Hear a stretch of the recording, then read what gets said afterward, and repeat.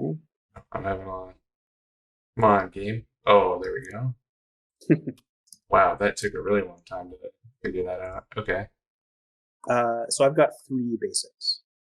and so do I. Does that mean we both re-roll? Because I really like what I Yes. rolled. No. We do have to reroll, unfortunately. All right. Let's do it. But I'm gonna finish getting my first one here. Oh, sure. I'll wait.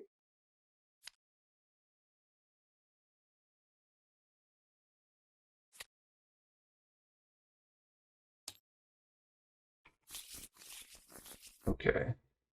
So we tied. Reroll. This time I have 3. Shoot. All right, one more time. Yep. I also have 3. Let's do it. This time I have 2. Oh, and this time I've got a gentleman's 6. The old just cam roll there with the. Yeah. All right. Well, it is your choice then, sir. Oh, shoot.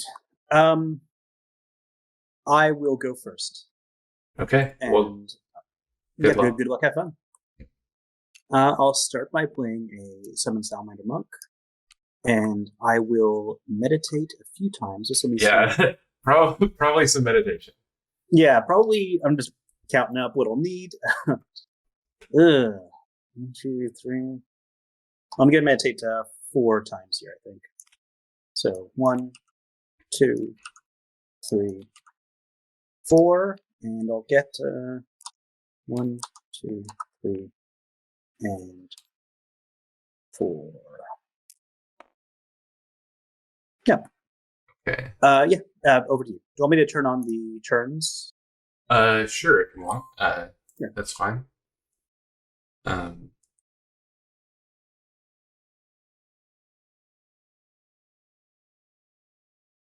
gonna fire up this Fallen Book.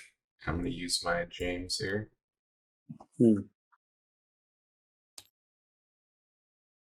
Would you believe this is the first match I've had against James in 1.5? Really? Yeah. I've only played against one James as well, though I don't play nearly as many games as I would like to. Yeah. So I will get this Prison Warden, take a damage. Oh, I guess you left click increases it, right click decreases it. Okay. Yeah. And then I will pass to you. Okay. There's some fallen. That. Cool. Just trying to think what we've gotten there. I will play a Chant of Revenge. Okay. For 1 knife as my side, and as my main, I'm going to bring in a Master Vampire. Master for Vampire. 1, okay. 2, and how about 3? Over to you.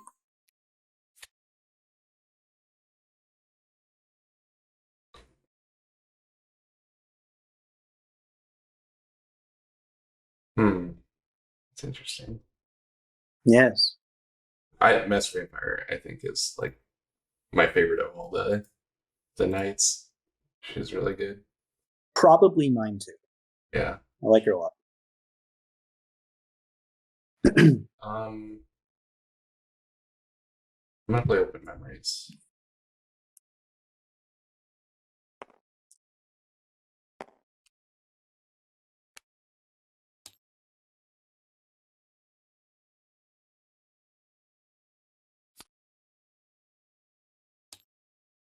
A card in my hand. And side action. No side action. Go ahead. Okay.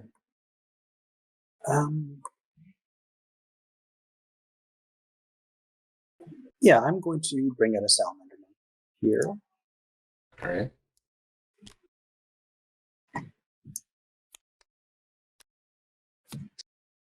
No side action. Back to you.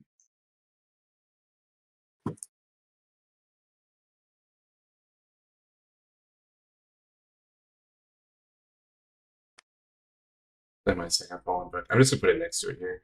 Yeah, that makes sense. Just for the counters. No side action. Mhm. Hmm.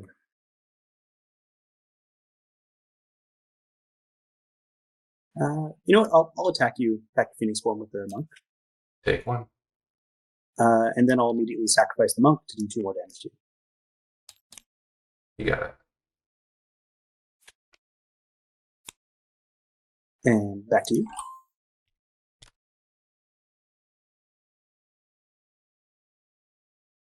Um.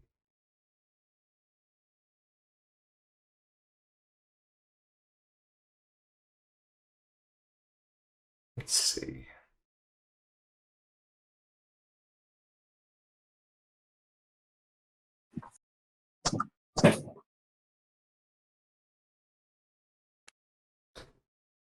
I'm gonna play an anchor knot. I'm gonna shoot you a vampire with it. Oh, interesting. Go ahead. Okay. But that's weird. It put like a 0 on your vampire. Oh, sorry. How do I change that? Do I don't know. I?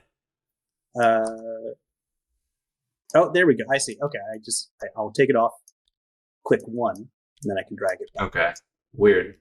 All right. Yeah. Well, we'll figure this out. Yeah, we'll get there together. It'll be an adventure. Yeah. Okay. I will play a Black Cloud Ninja for this, and no side. Back to you. Okay.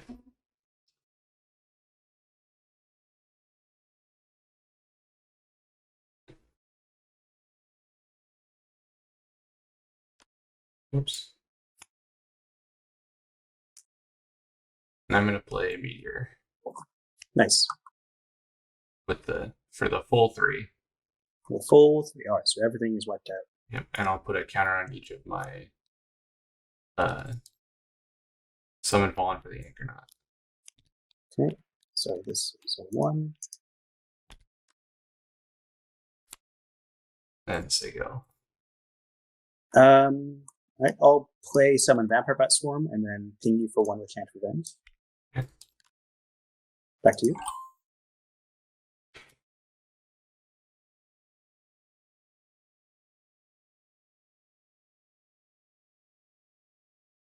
You have quite a few bats left. I'm gonna play Rising Lord. Okay. And then I'm gonna meditate 1 time.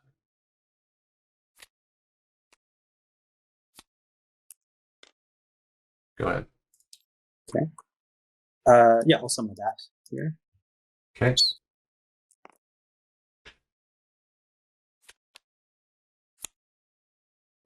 Back to you.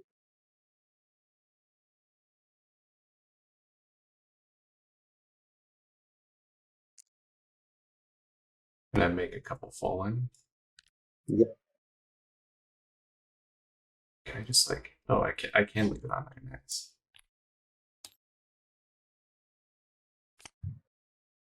Oh, that's a widow. Nope. I got widows in my deck. You don't know because we have open deck lists, but yeah.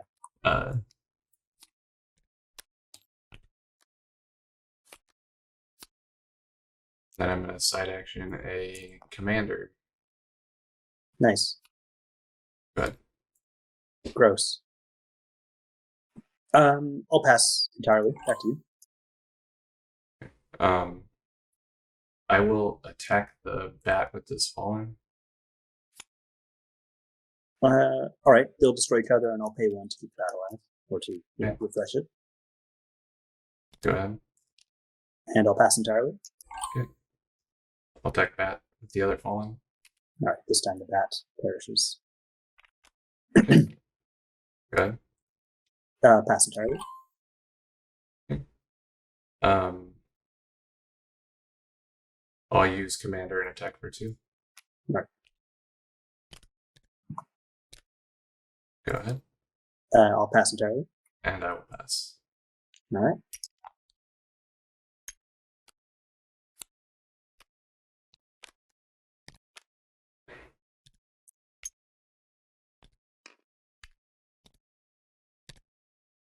Hmm.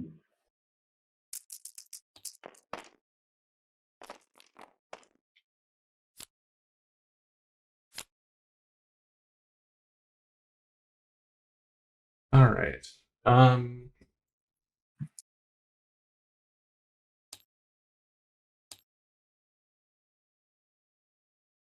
I will play Fallen Book. Nice. Hmm.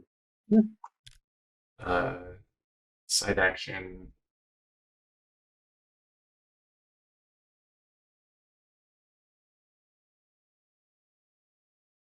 I'm gonna meditate. 1,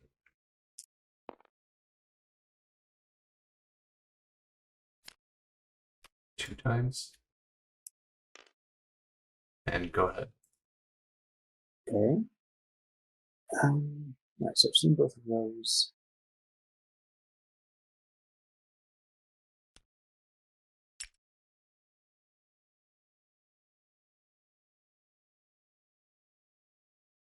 I'll play a fire archer here. All right, take 1. Paying for 1. And no side action.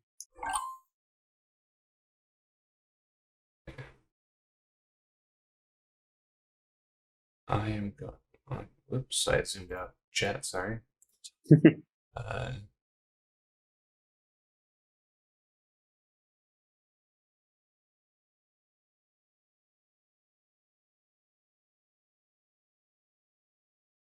I'm going to use James.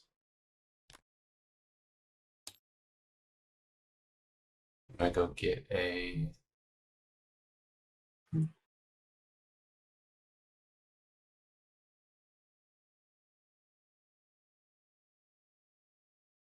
Shepherd.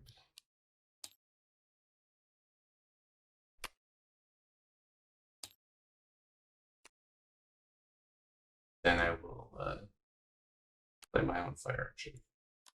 I take 1. Go ahead.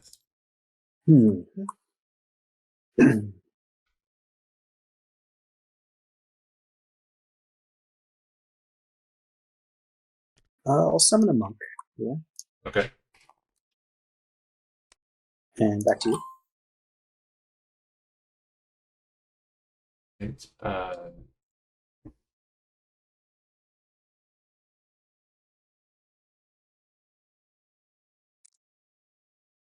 going to play my Shepherd. I'm going to get an Anchornaut out of my bin. Go ahead. Okay.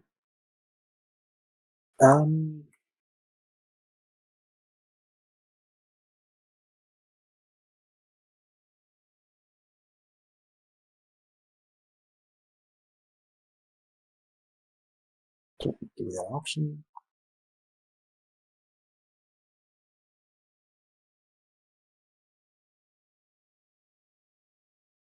I'll pass entirely. Back to you.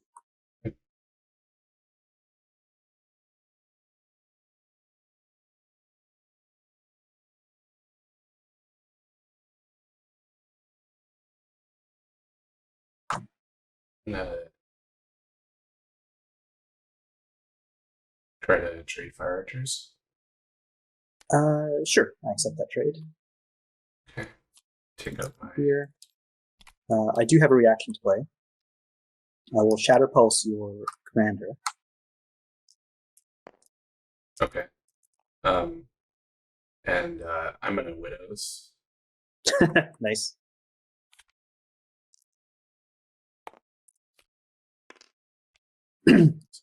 As part of Shatter Pulse, I'll take these 2 dice and turn them down. It's basic. Okay.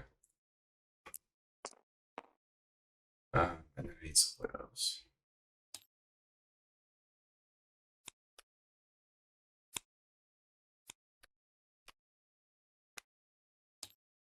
Go ahead.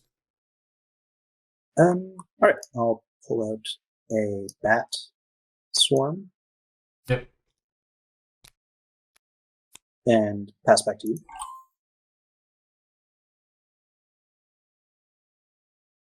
Okay.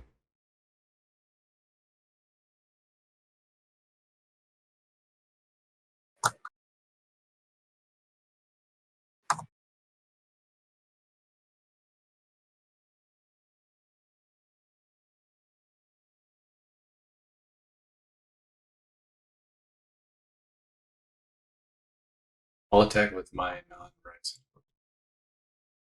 Phoenix Born. Okay. I will block, and I'll pay one of these to keep my bats alive. Okay. And this will turn into a spirit. Take one. Oh, yes, sir. Okay. Side action. And meditate.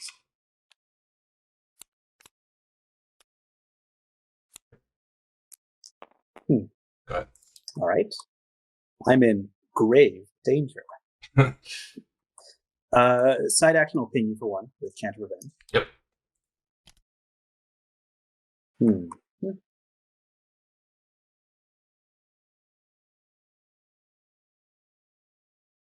Got that.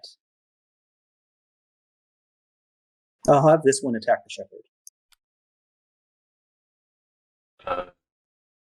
Sure. And back to you. I'm gonna final cry you off the shepherd dying. Oh yeah, sure. So I take 2. And then as my main action, then it makes fallen.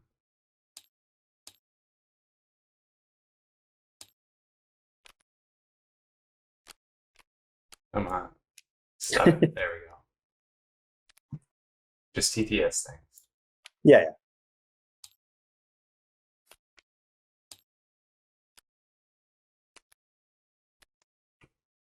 And no side action. Go ahead.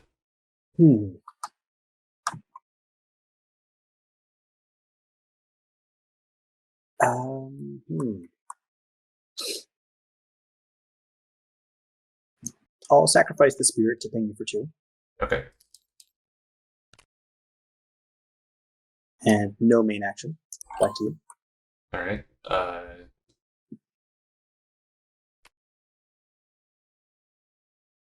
Make a shepherd. Nice.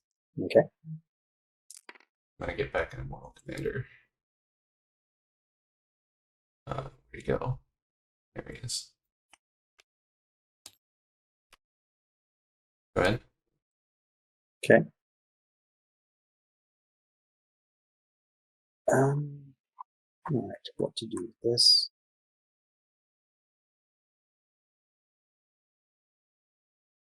I'll pass entirely. Back to you. I'll take that. All right. I'll keep the bat alive.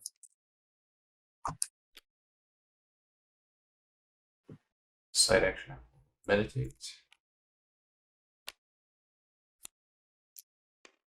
Good. Yeah, I'll pass entirely. I will attack bat. Attack a bat with 1. I will defend and take 1 hit. You got it. No side action. Okay. Nothing from me. Okay. Attack bat.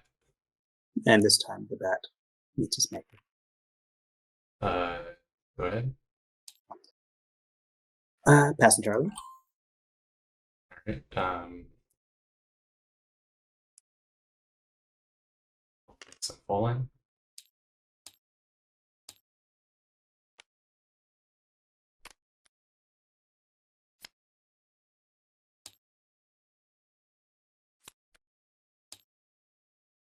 Side action as commander. Go ahead. 2, 3, 4, 5, 6, 7, 8, 9, 10. All right, back to you. Commander and attack. So that's 10 damage. 1, 2, 3, 4, 5, 6, 7, 8, 9, 10. Yep. Ha! You fool! Didn't quite get there. No, but I think there's a fire archer in my future. We'll see what happens. If it's back to me, I pass. And I'll pass. Okay.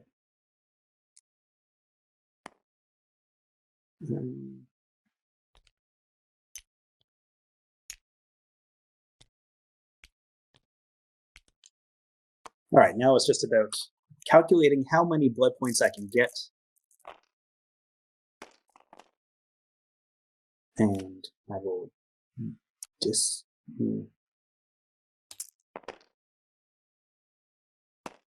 this makes sense.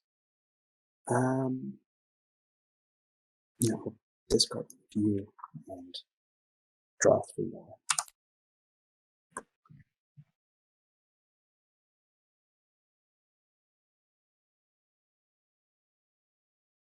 All right, so I'm going to start us off. Yep. I will play a Fire Archer. You got it. I'll immediately sacrifice the Fire Archer. Okay. 2. Go to 6. And then I'll Final Cry for 2 more. Yeah, that's a lot of damage. And the best I could do, and I'm not unhappy with that. And then back to you, and I will commander attack, I guess, for 12 or whatever it is. All right, good game. Good game, Scorpy. Thank you for being so flexible on getting on the stream. It was a little hectic today, and yeah, of course. Yeah, and of course, like it was no problem. Also, trying to trash talk you at the beginning, setting myself up as a villain, and thus making yourself look more like a hero. Right. Yeah. The Shufflebus is definitely the hero bus. Yeah. No, that's my goal. I want to be the guy that everybody hates, so make sure everyone else has a good time when I lose. Like that's just who I am in any given card game community. Well, I very much enjoy playing with you, and we appreciate your patronage to the tournament and to any of our content and everything. And like I said, specifically today, I very much appreciate your flexibility with the playtime, because I know, like, we talked about it last night, because I was an idiot. I sent so many work emails yesterday just saying that it was Monday. And so I was supposed to stream last night and just totally blew it off because I was convinced that it was Monday. And we scheduled it for today, and I changed the time around a couple of times. But like I said, I very much appreciate it, and good games, and good luck in the rest of the tournament. Yeah, thanks a lot. All right, I will check out the next stream, and I will see you around. Yep. I don't know when they're going to start, but I will be streaming until they do. So. Okay, see ya. Thanks, man. Take it easy.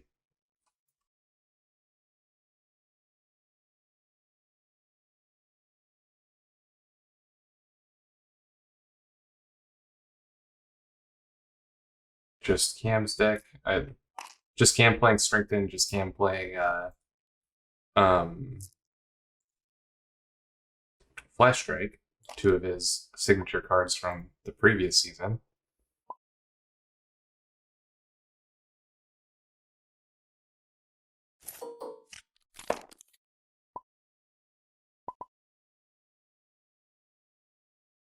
So, assuming that the Koji will be on Strengthen and Summon Fallen as 2 of his first 5, I think he'll probably have a Widows and a Rising Ward, specifically against Christian's Namine deck that has Owl in it, either Expand Energy or Swift Messenger to make up the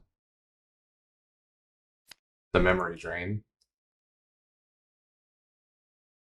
And I think that Christian he's going to be on Bear Guild or Owl, and then either Nature's Wrath or Hammer Knight. I don't think he'll have both, because you can't activate all the spells that way. But either of those are good against the wide strategy.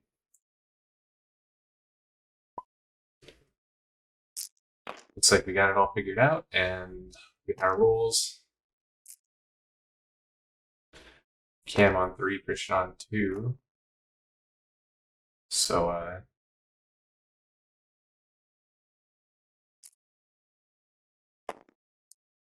no power sites for Christian. Not that that's a big deal, I don't think.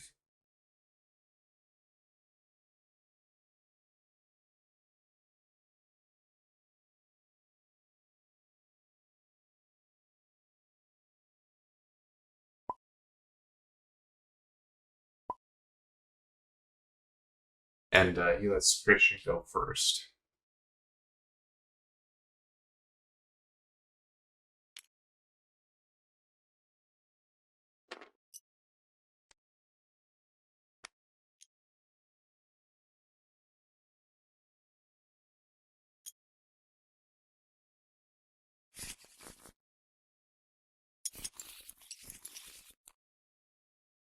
All right, shuffle up. There's the meditate.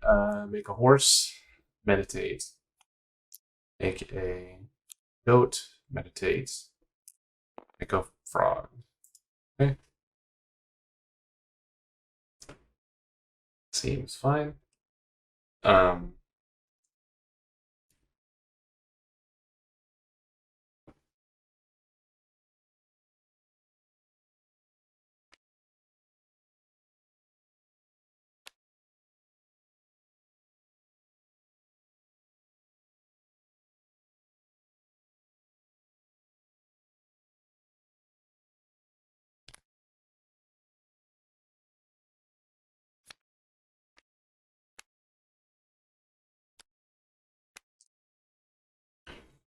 Okay, so we had the owl book. We're playing at hyperspeed. Sorry, excuse me. Owl book, fallen, summon owl, risen horde. Seems pretty standard. He chooses not to memory drain yet and plays the Gilder book instead. I think that's fine.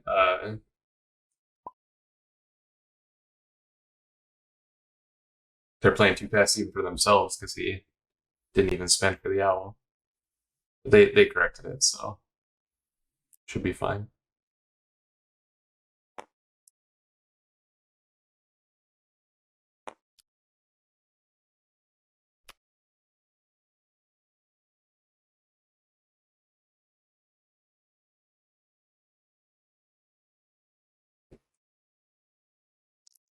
Okay, so Christian's still not memory draining. I guess he wants to get whatever that last card is. And activating the Namine.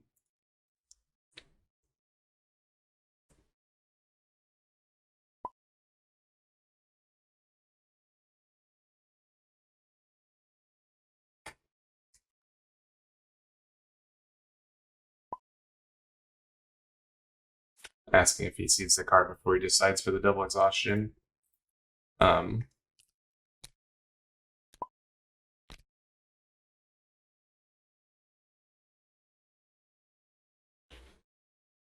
And he exhausts Koji. That's interesting to me. I guess he must be worried about the flash strike because I don't know why you would exhaust the Koji otherwise. It seems like your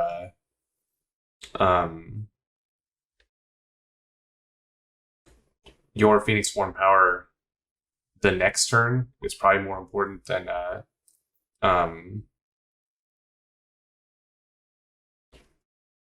the Koji power this turn.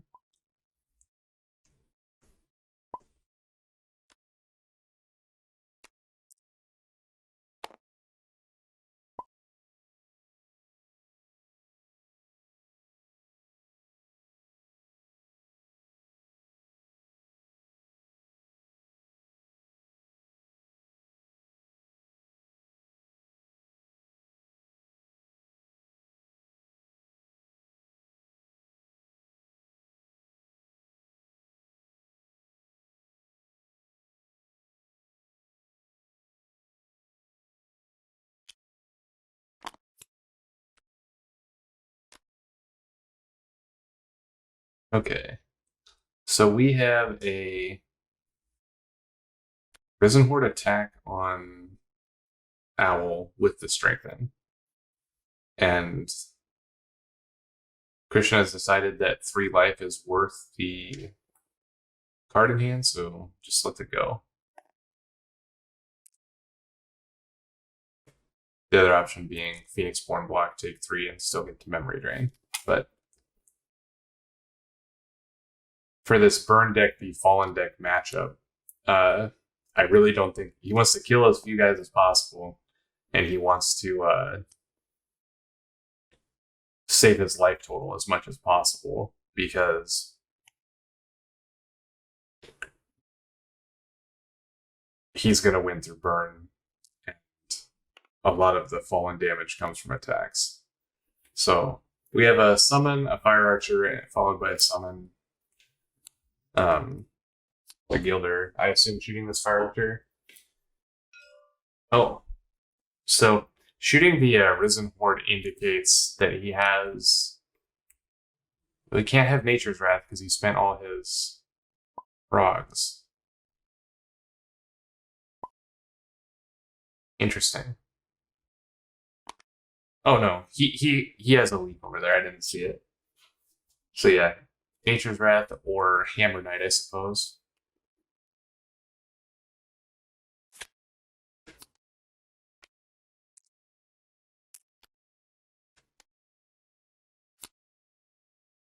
And Cam plays the Expand Energy. Expand Energy, I think, is a good card in a deck like this where a lot of your stuff is cheap. Though he has a good dice sink in the Fallen book. So you don't always have to have like additional cards to draw or whatever. You can just keep making Fallen.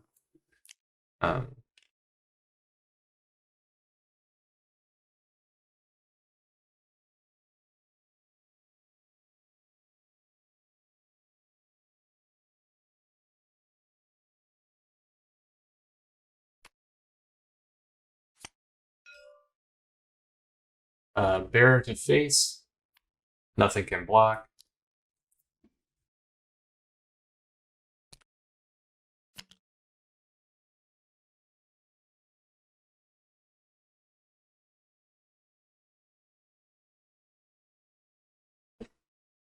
So Cam has two unknowns, and they weren't first fiveable, so they're literal randoms.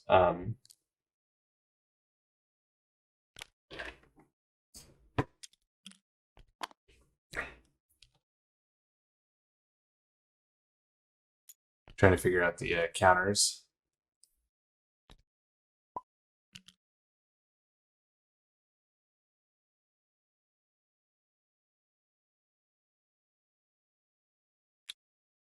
All right, one damage counter.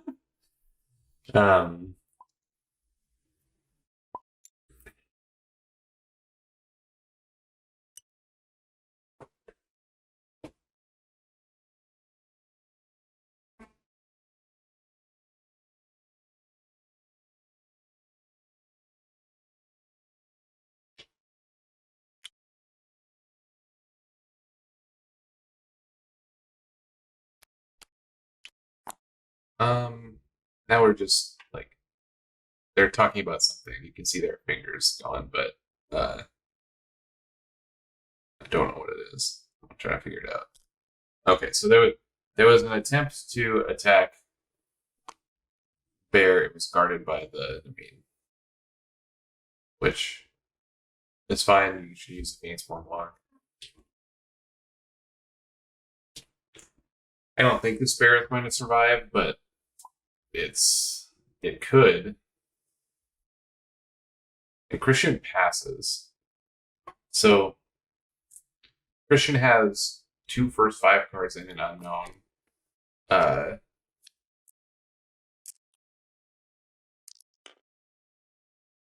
not sure what happened there, but it looks like Cam killed his own Fire Archer, played Widows, and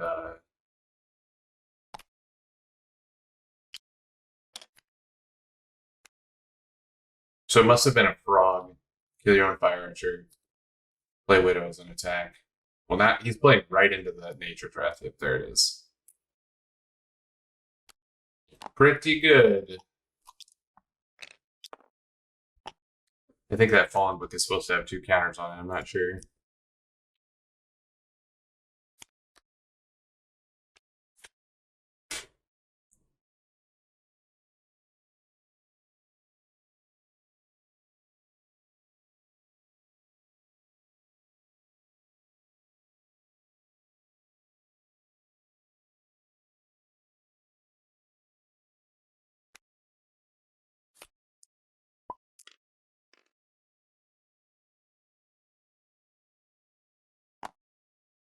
Yeah.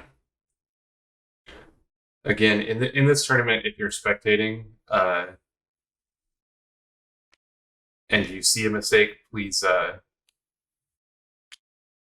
correct it if it's non-optional, but be polite about it and ask nicely. If it is optional, then no game state should change because it is the player's responsibility to handle their own triggers. So that was an interesting first round. It seems like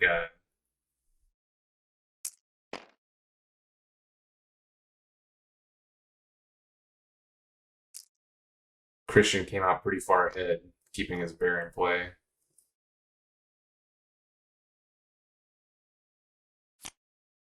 Did anyone see if did the bear heal a damage somehow?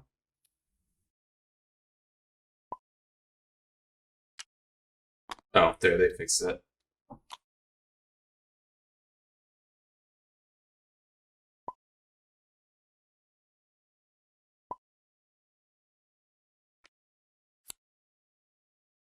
Yep.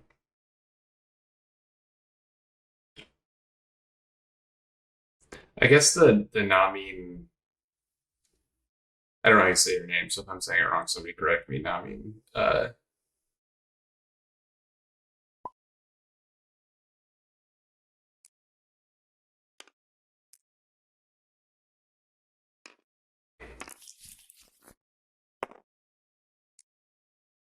The Namine ability is less important when he has all his books up and 5 cards in hand. Like, he just may not want to spend that dice.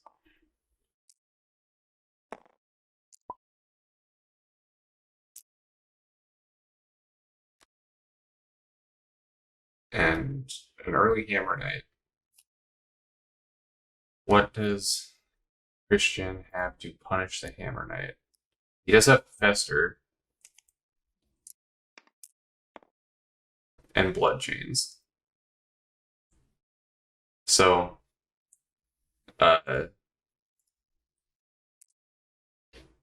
this looks like a Fester since he just is wasting no time, yep, with the Frog thing. Pretty good 2 dice for 3 dice trade there. Widows is a good answer to the Fester, though.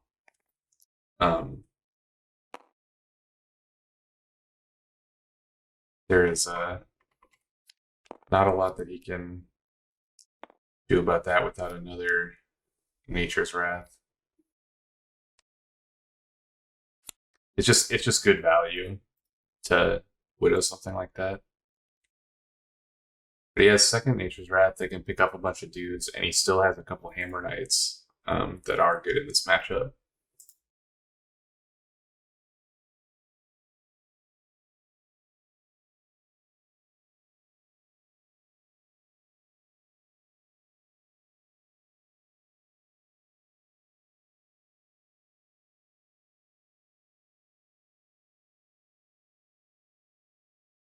And it's like Cam is in the tank a little bit here. Just thinking about his options.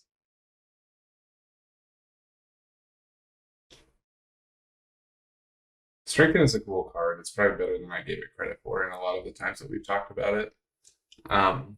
It just seems so expensive, but it's just like an investment, like upfront investment.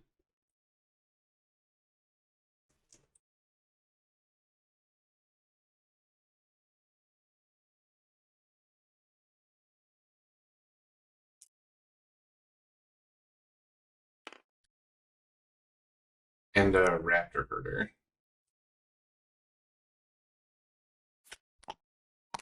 Man, if he has the Nature's Wrath.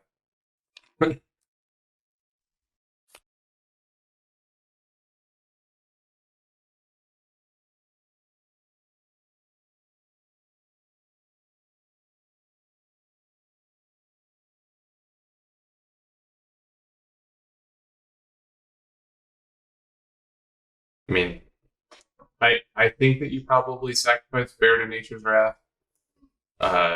Maybe if you're greedy, you like go for it. So he is making a Gilder. That's also very effective in this form. Gilder's such a good card. It's crazy. Kills a spider.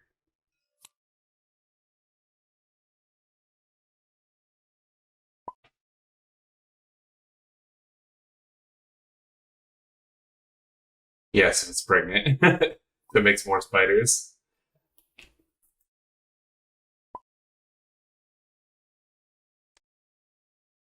And plays Chant of Revenge.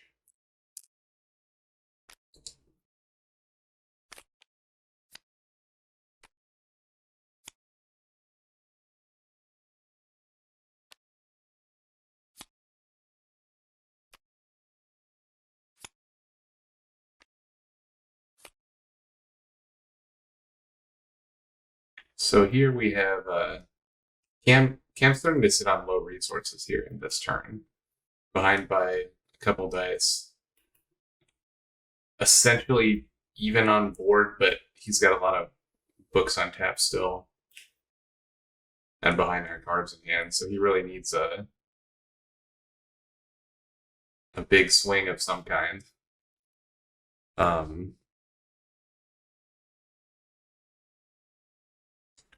Which I'm really just not sure that he has. Seems like Cam Deck really needs to get out ahead and stay ahead. So a lot of his stuff is very proactive. So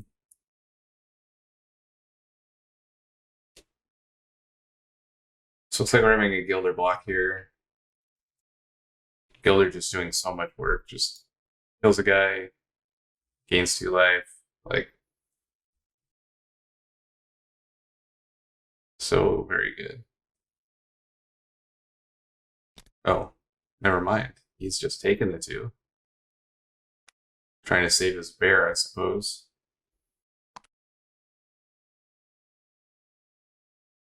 That's an interesting attack from Cam. I think it's probably pretty good. Now, it just puts a little pressure on. It turns his Raptor off, unfortunately, until after he summons the Fallen. Though I suppose with Strength in play, he has the opportunity to use the Raptor anyway.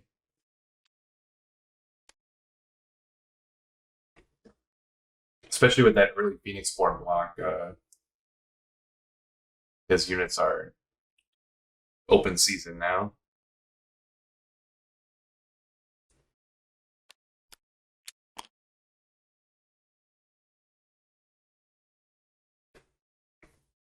So we have the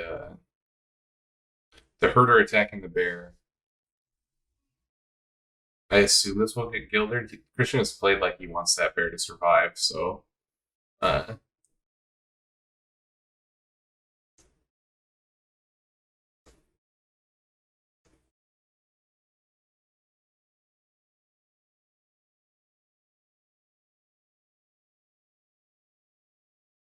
imagine that this will be a Gilder block.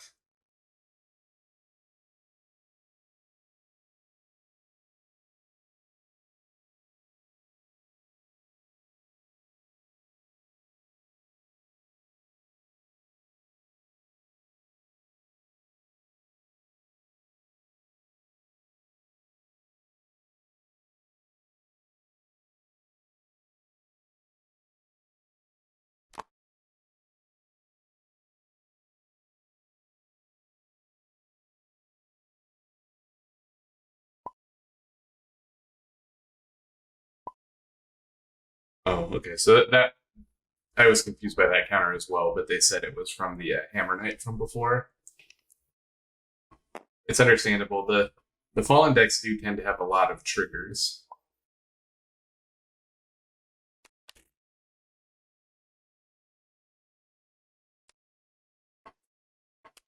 So, Herder attacking bear, yeah, the Gilder has to jump in the way.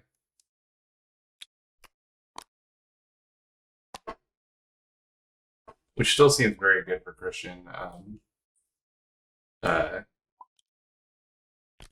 Christian's a little new to the 1.5.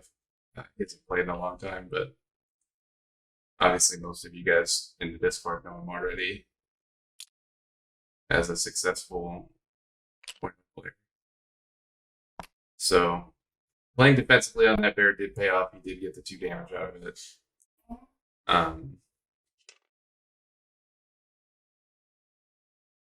Looks like we're making a fall in here. Yep.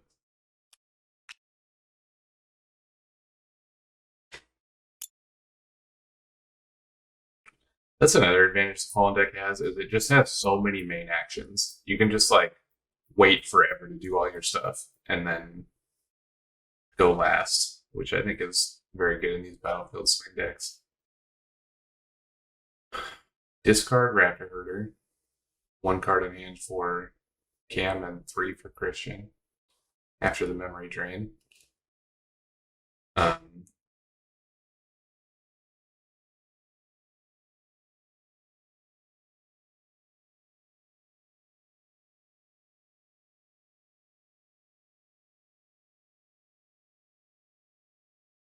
He still has a Frostbite Bear to summon. Cam is sitting on an Hourglass and a Turtle, for which he has 2 Swift Messengers and 3 Flash Strikes. Though, oh, this might be a Flash Strike. It's really hard not to put him on Flash Strike when he is doing counters like that.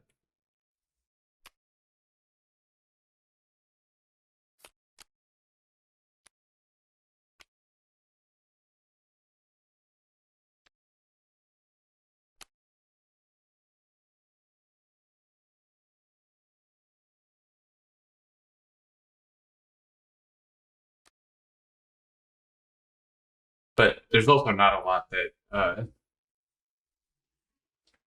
Christian can do about it. Like, if he wants to spend the Flash Strike as extra damage, he'll just get to do that, you know? There's another Fire Archer. What is means battlefield?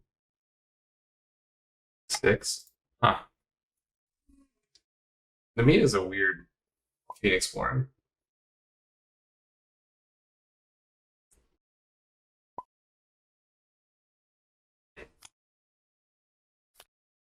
Another Golden Veil down. Golden Veil not very good in this matchup anyway.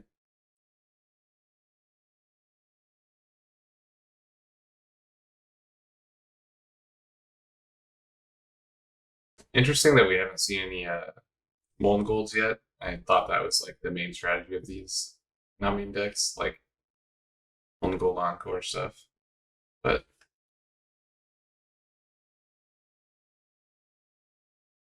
I think that there's one in the bin already.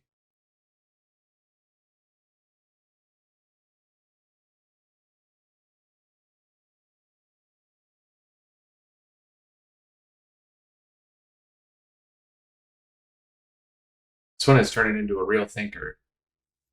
Not that I blame them, like, both these decks are pretty explosive and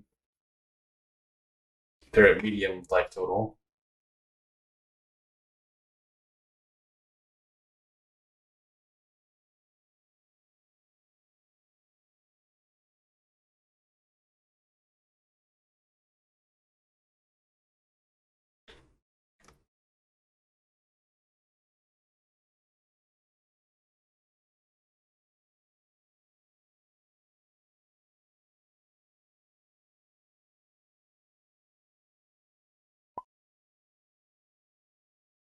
Cam decides to pass. He'll put a stats counter on Dinosaur and pass.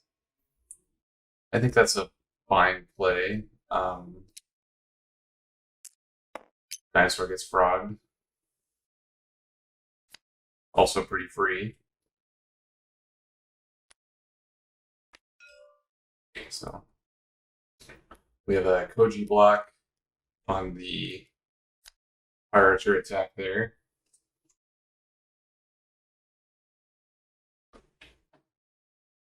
I think Cam really wants to get a strengthen attack in, but I just don't know that's going to happen.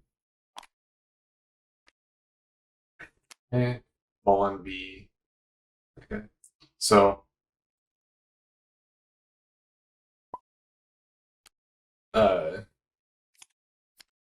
we are seeing Cam play for the big attack here because he's playing still like he has the flash strike, obviously dice showing for flash strike, and he's got the strength is still up. So this Fallen could be getting in there for 5, but I think it'll get blocked by a Prospect Bear at the minimum. But Christian still has 2 cards in hand, so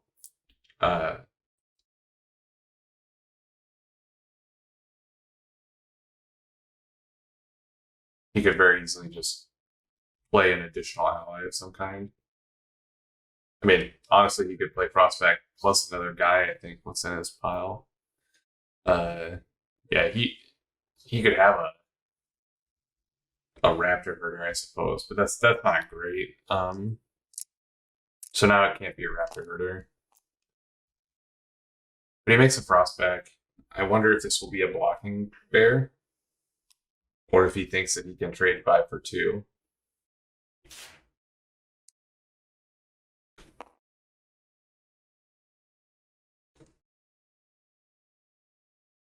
Might have been better there to use the snake side action, unless he has a redirect, I suppose. He does have 1 redirect in his pile, so this might be a redirect. Would be pretty good on the strength and flash strike attack. Just kill a Gilder or something.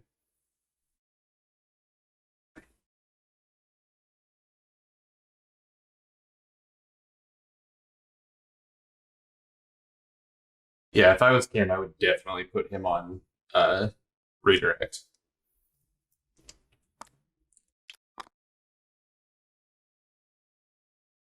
It might even be correct just to attack Prospect Bear. Yeah, that's what Cam did. And there's the flash strike, so the Fallen doesn't die.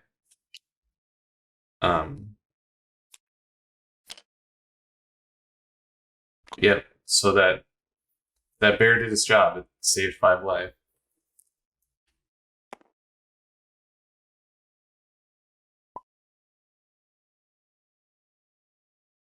Pass main. Pass main.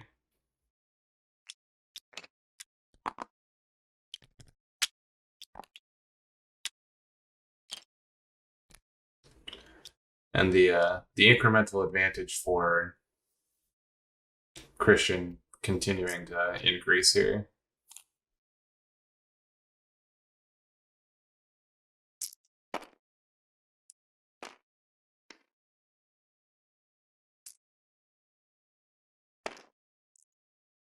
And he just rolls double frog.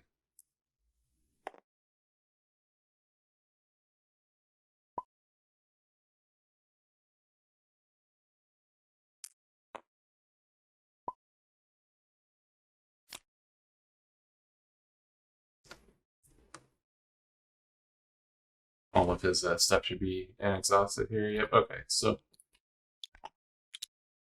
I think it's going to be hard for Cam to get out of this. He has the age-old problem of the Fallen deck, where if you don't have some way to ensure the second book, you can just kind of fizzle.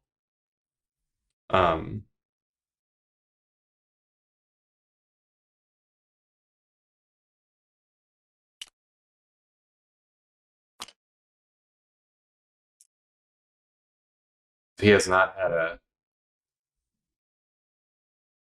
lot of battlefield pressure at all this match.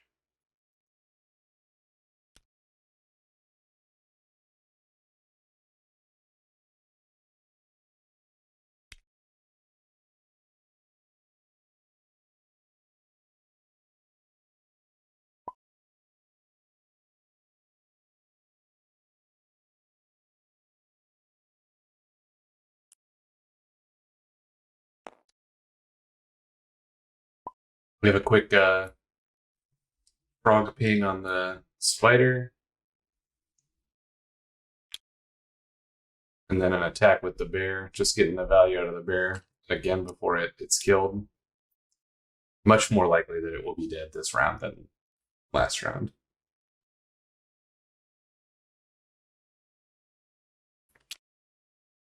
So it's definitely not in Cam's best interest to kill it now that it's already attacked, so it may stick around a while. And honestly, I think this might be the last round of the game, so maybe that bear will survive the entirety of the match.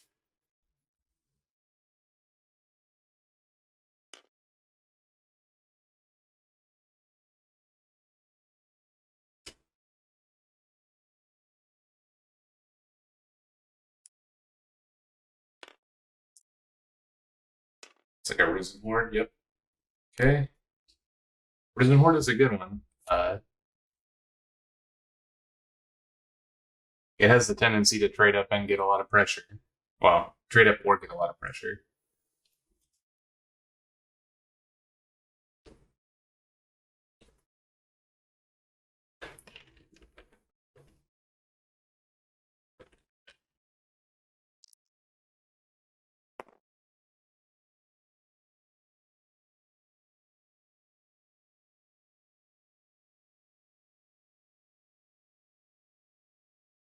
He has some Molten Gold at some point here, right? Okay, choke.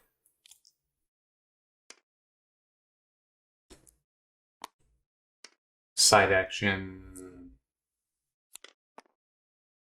Namine side action. Okay.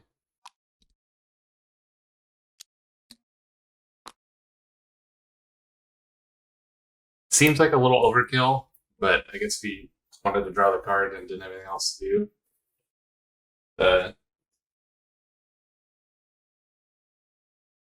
Seems fine. Again, I don't know if trading the additional turnoff with the non-green ability is worth the status counter, but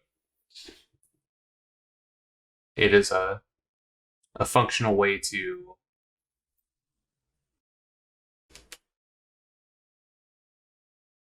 I guess it just seems so bad to trade a dice for what it's not a dice, essentially. It doesn't seem like Flash Strike is that good against them. And I think that's literally the only thing that cares about the status counters. Yeah. Well, I guess he could put it on the Fallen book.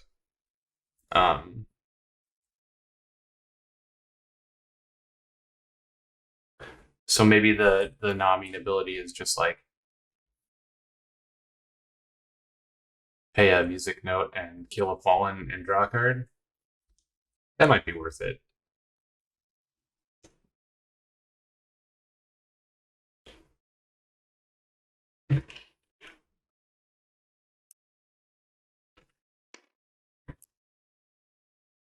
So here we have Lick Wounds. Getting the full value of Lick Wounds, removing the exhaustion as well.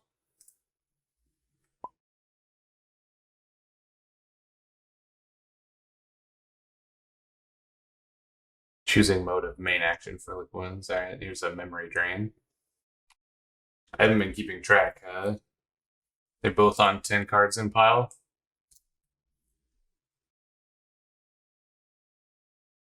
Though it looks like if this game were to go to decking, which I don't think it will, that Christian would be advantaged there, having more activatables and owls.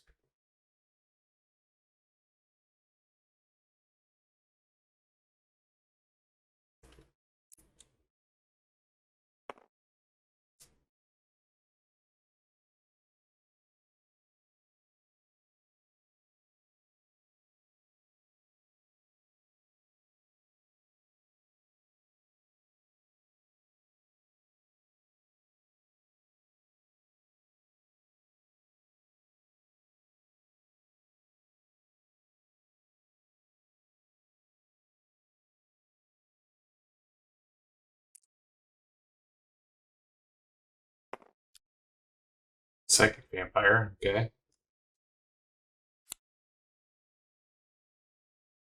Psychic Vampire at least is a bear blocker.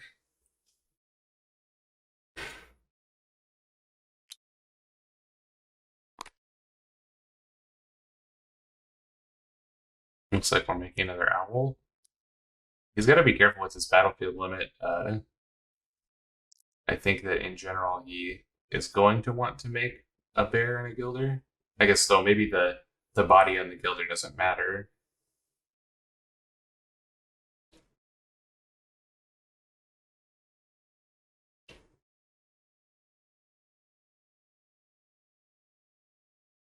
And I'd be surprised if by this point in the game he doesn't have a hammer knight he wants to play.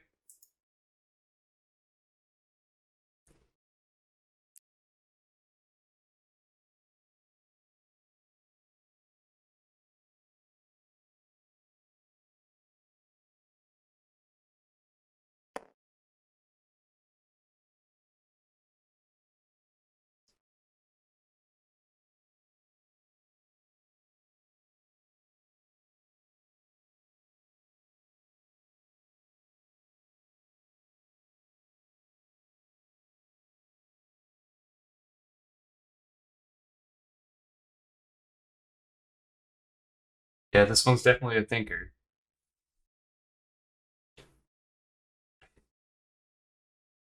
It seems really tough for Cam. Like I said, I haven't been paying great attention to the meditates of the Christian's deck, but I think only one Molten Gold's in this card pile. And I don't know about the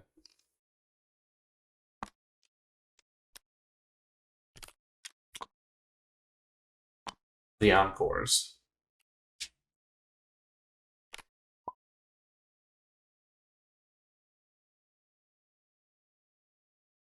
So we're having Psychic Vampire attack Owl.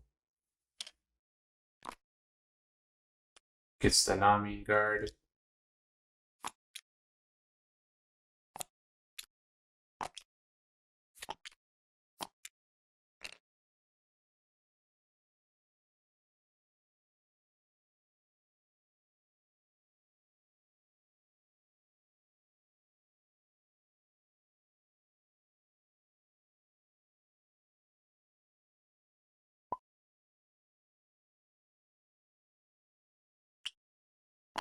There's the memory drain for the last card in uh, Cam's hand. Which is a flash strike, okay.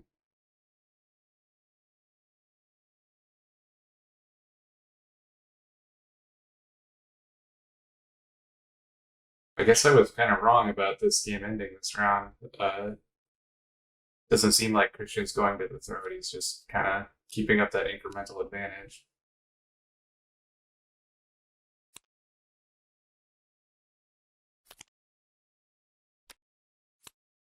Meditative Blood Chains, Elect Wounds, and I'm the Last Widows.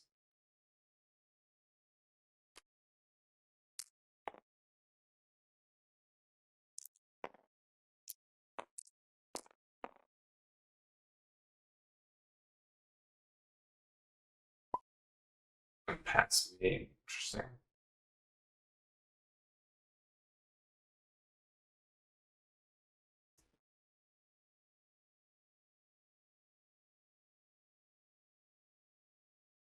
Passing main there is tough, man. I think Christian can just like pass right now and still be really good, even though he hasn't spent like 6 of his dice. You can just like fire off a side action and pass.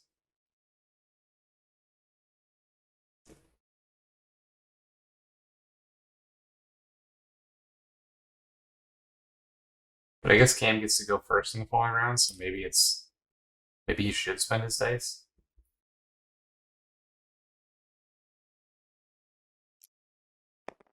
This looks like a. Oh, he's making a Gilder. It's interesting. Making a Gilder indicates there to me that he is not done playing this turn and he will spend all of his dice. Because that's kind of a hunt, like you do something kind of turn. So he meditates a Hammer Knight from hand.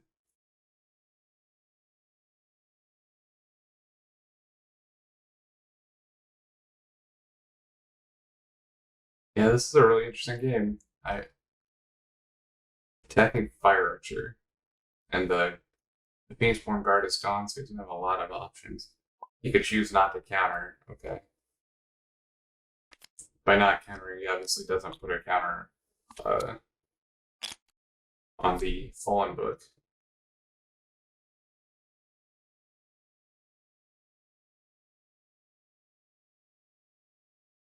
I assume there's going to be a Prospect Bear this round. Prospect Bear being so good in this matchup where like almost none of his units block it.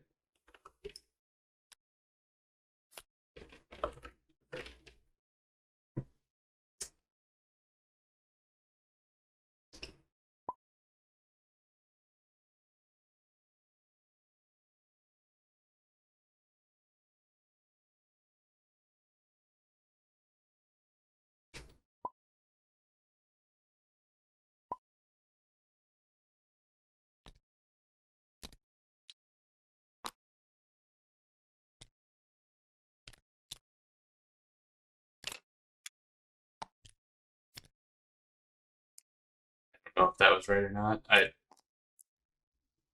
don't think he used chant this round yet, but they were asking if that exhaustion counter was correct or not.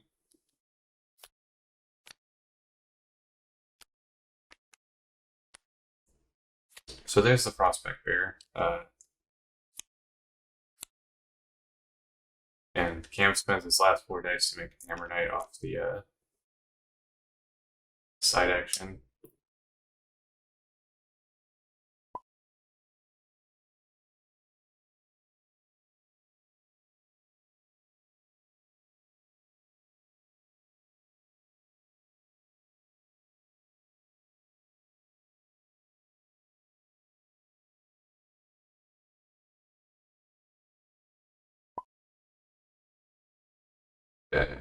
Cam at 4, probably going to be at 2. Off of the bear attack. Oh, I guess he has the Knight now, so the bear doesn't attack for free.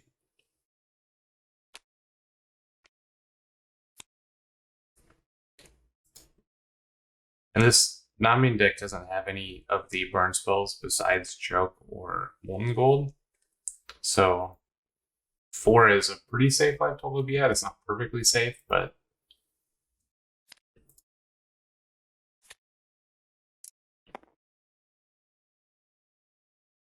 makes a frog. Okay. Meditates away an Encore. Meditates away a Molten Gold. This looks like a Hammer Knight to me.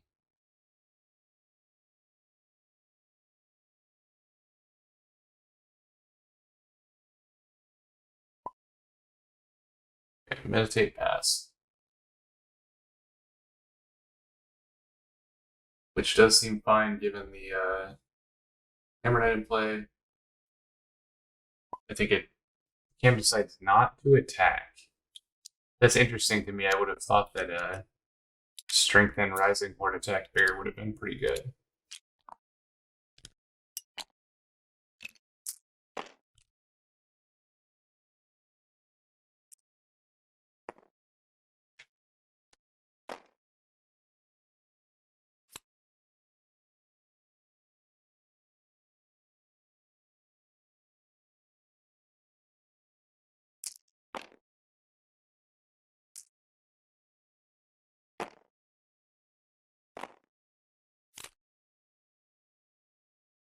Very good ball from Christian there. Also, he's drawing too many cards. But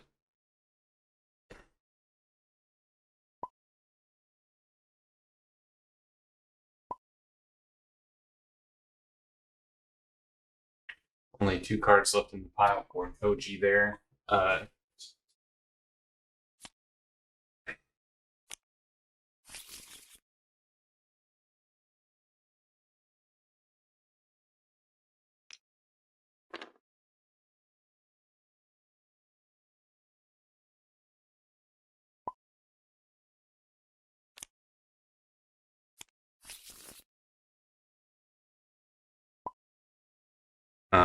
Just tell him to shuffle that back in since he saw that top card.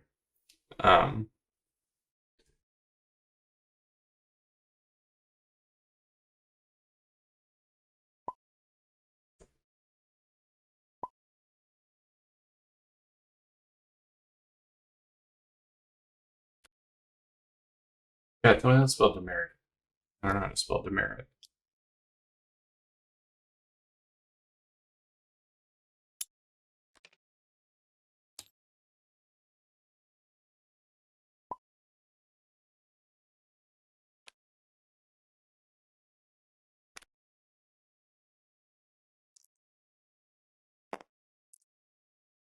Looks like a lick wounds. I don't think there's any other thing that costs 2 basics on cam stick.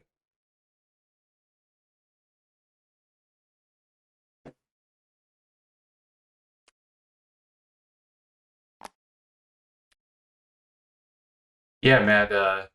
This, if you missed it, you can watch the replay. It's all my fault. I take full responsibility. Because of Memorial Day and me being an idiot, I didn't stream last night, thinking that it was Monday, and I scheduled some games for tonight, thinking that tonight was Tuesday. But that's not true because of Memorial Day. So we started the stream at the normal time, except today on Wednesday instead of yesterday. But I'm surprised you didn't get a notification. That's weird. Appreciate you showing up anyway. This is the end of Cam and Christian's game. Round 1 of Shufflebus Season 3. And I played my match against Scorpy at the beginning of the stream, if you want to go back and watch the VOD. Conversely to this match, it's a very short game, and this game has been a real grind. It's been interesting, though.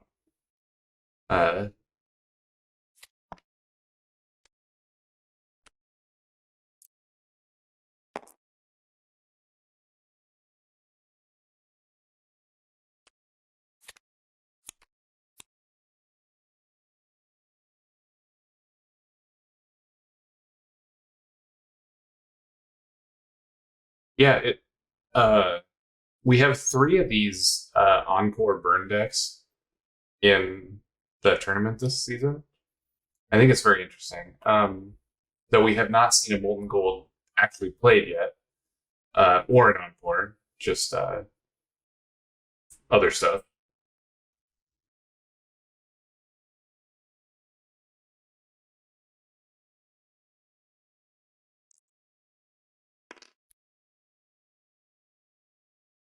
Lots of fire archers. Wait.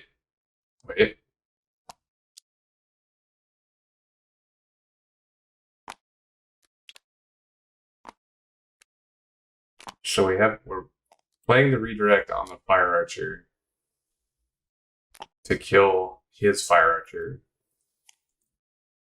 I guess to charge up Chant and make a battlefield space.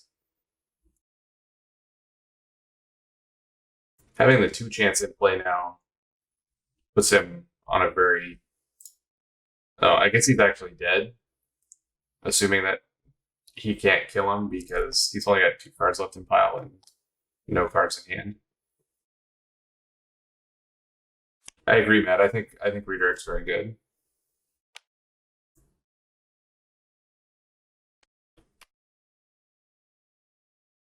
What happened here? How did he get a raptor? Are you allowed to do that?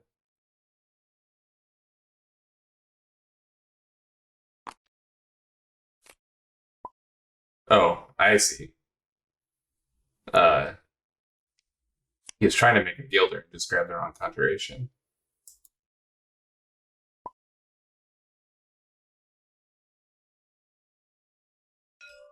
Shoots a herder. At this point, the counters on the Fallen book are a lot less meaningful when the battlefield is almost full, and this is probably the last turn of the game.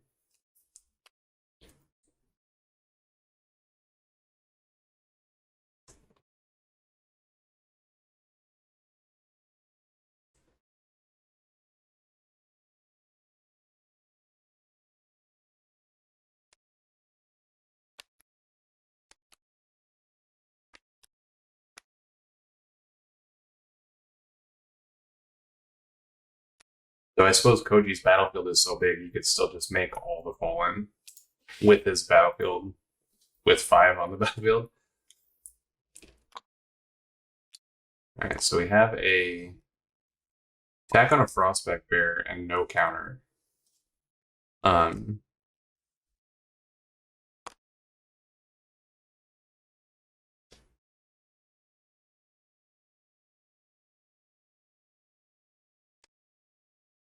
Molten Gold and side action thing. That'll do it. That'll put the last 4 on there.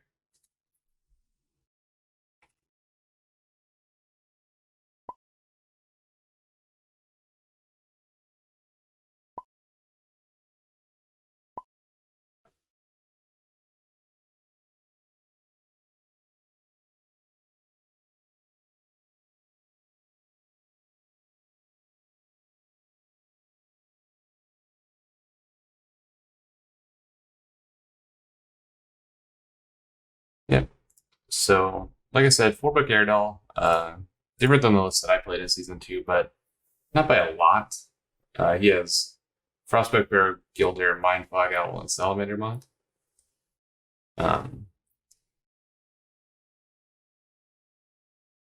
His allies, he has allies on deck, which I did not. Fire Archer, Raptor Herder, both 3 ofs, and then essentially just a bunch of good cards.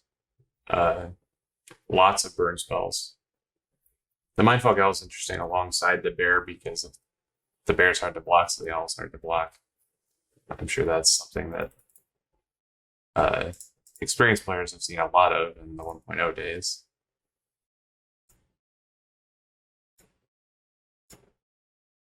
And Billy has decided to let Josh go first. Josh is on, like I said, Control James, I guess. Guilt Link, Lightbringer, Salamander Monk, I assume will be in the first 5.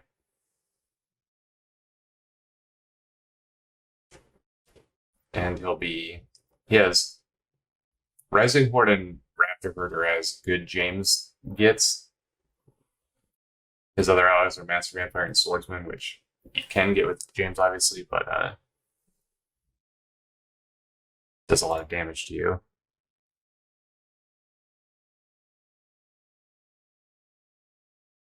He puts a Rising Horde in hand in turn 1 with his James ability after playing a Guild Link. Guild Link is an interesting one. There's a few decks this season that have Guild Link. We didn't see any last season. It's a very powerful card for sure.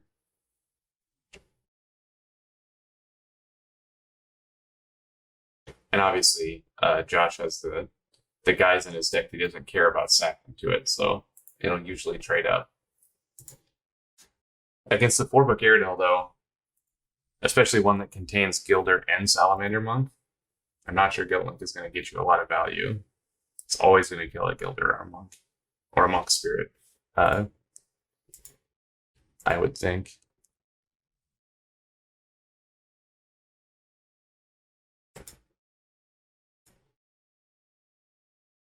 So, Billy plays a Gilder book and then meditates a couple. 1 Choke Gone, 1 Reclaim Soul. Yeah, Philly's deck is very burn heavy. 3 Choke, 2 Molten Gold, 2 Sympathy Pain, and then he's got 2 Reclaim Soul and 2 Redirect as like his life gain spells. You know, it looks like Josh's deck essentially is just going to win by attacking. He has 2 Final Cries, but mostly he's going to try to create a board advantage, I think. Because most of what he's doing is very unit-based.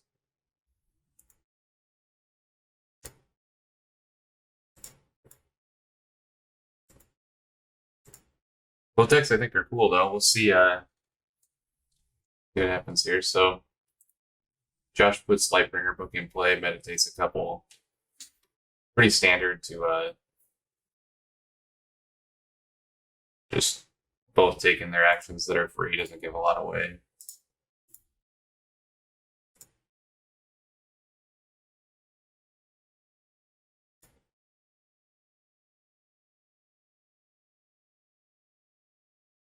Seems like he's in the tank about meditating some more. Oh, okay. So then he passes to.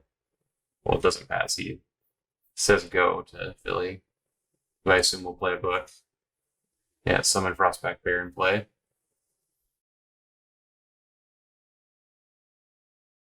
And no side action.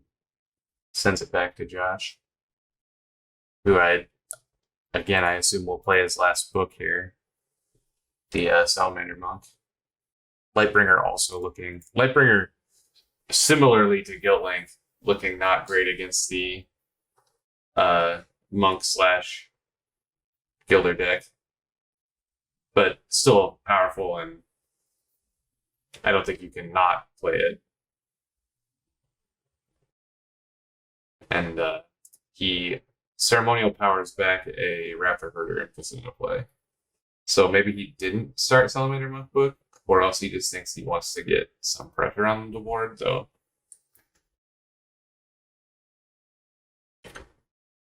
Against, like, playing a Raptor Herder into the untapped Gilder book is a little suspect, though maybe he just has to put something into play, because a lot of his dudes died of the Gilder book anyway. If there's the Gilder activation. Takes out the dinosaur, leaves the Herder. Probably the correct play here. The James deck definitely can pump up the Raptor with an attack 3 guys, and also has the ceremonial dice to recur the Herder if it would die. Seems fine to shoot the dinosaur there. That Herder's not a threat or anything. It passes back to Josh.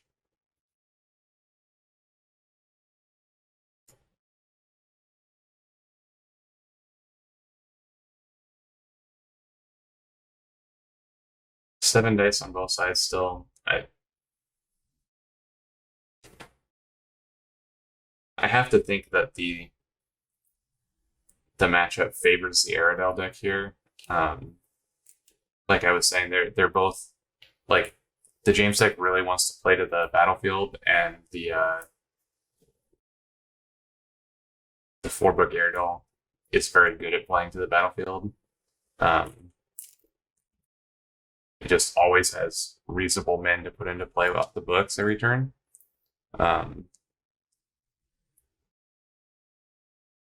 So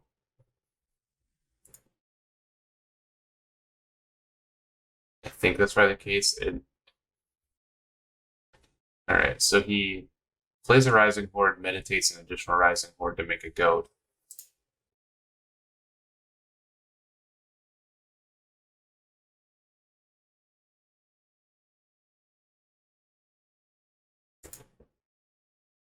Goat would indicate, from cards in deck, I guess,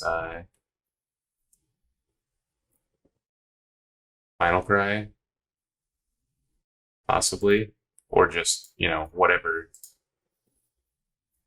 He upgraded a basic, I think, so just whatever ceremonial card he has left, a knight of some kind, or I guess it would have to be a Master Vampire or a Blood Chains.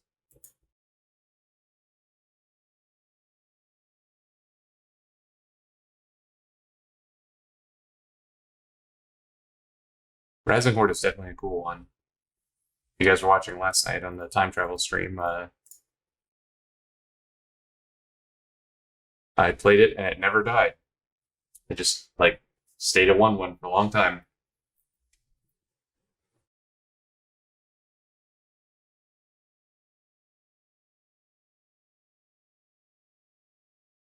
Philly makes a bear with the Gilder protection and no counters on the Guilt-Link already. The bear seems pretty safe from both Gilder from both Lightbringer and Guilt-Link.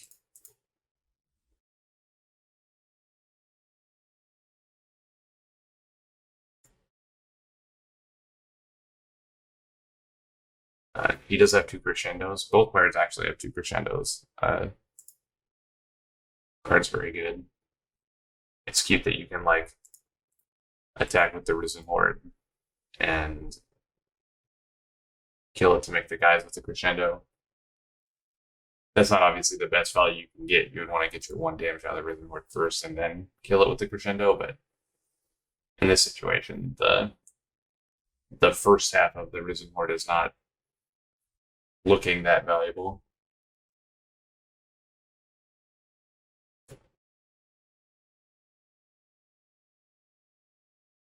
So we have Josh in the tank here for a minute,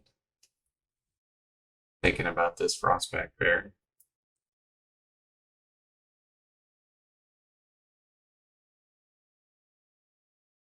Philly's still showing the dice to play his other 2 books.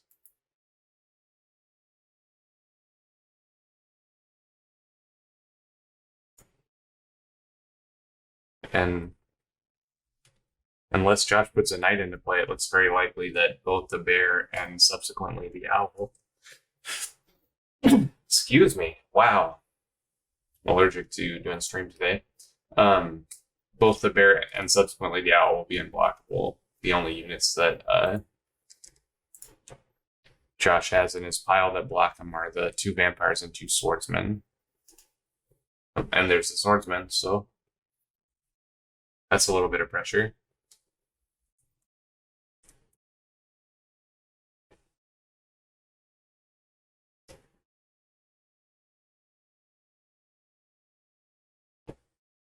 Water blast the so water blast into Fester on the swordsman.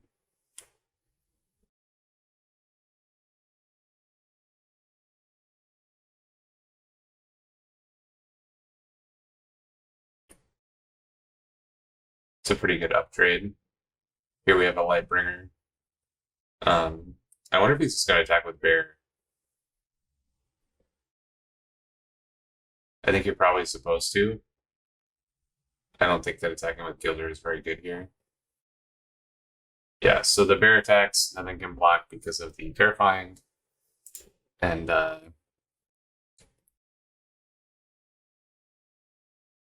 James takes a couple damage countering the Guild Link. Guild Link is now active. Obviously with Gilder in play, it's a lot less good. But if he does kill the Gilder, he might get some shots in on the bear with his tiny men.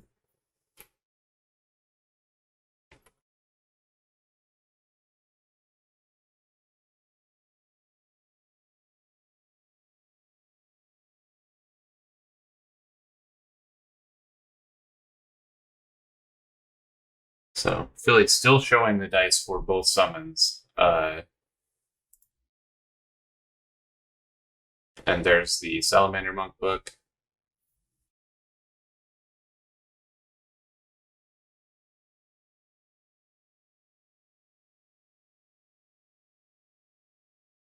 He had the Lightbringer attack the Gilder. Seems a little weird to me. I'm not sure, but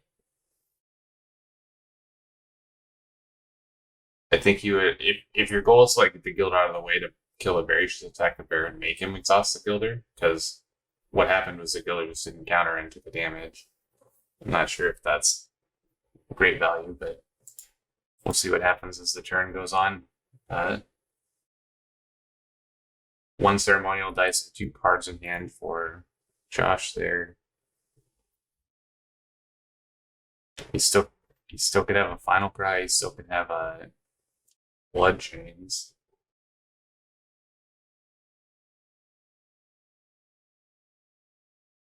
Okay, so I think that Philly was supposed to Aradel block there, specifically for what happened, where once the Gilder died, the Guild Link got activated, and now that was really good for Josh.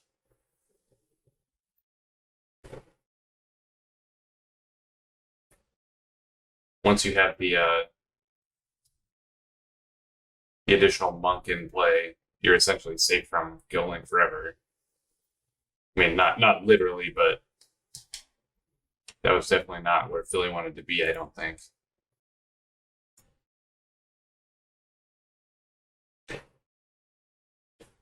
So we have a Blood Chains on the monk, killing the Lightbringer. and then the Mindfog Owl book. So with the Aradel block, even with the Aradel block, he can't keep the Owl in play past the Fallen. So I guess if Aradel gets attacked, he can.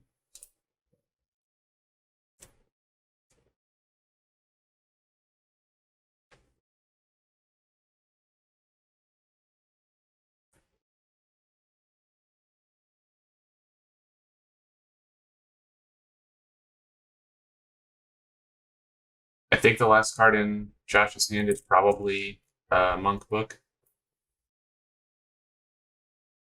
Having no dice left, at least you get to deploy it and draw an extra card next turn.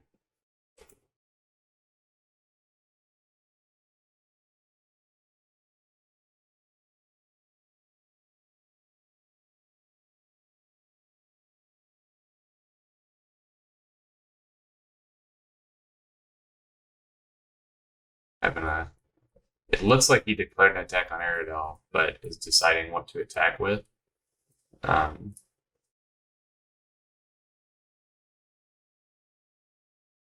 I think I would probably pass.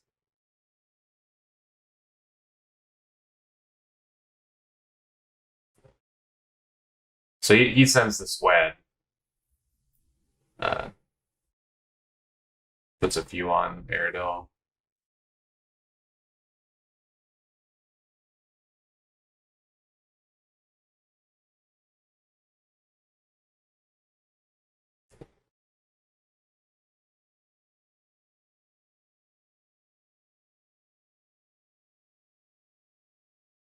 And passes to Philly, who I assume will be making an Owl. Yep. So there's the Owl. And there's the Monk Book.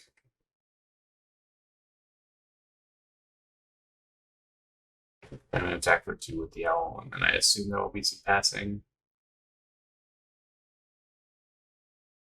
An interesting first turn.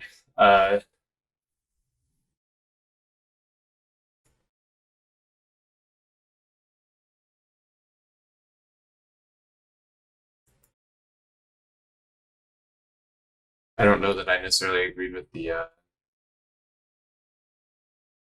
Guilt Link 2 turns there, but the battlefield is fairly even now. Just it looks rough staring down those 4 books.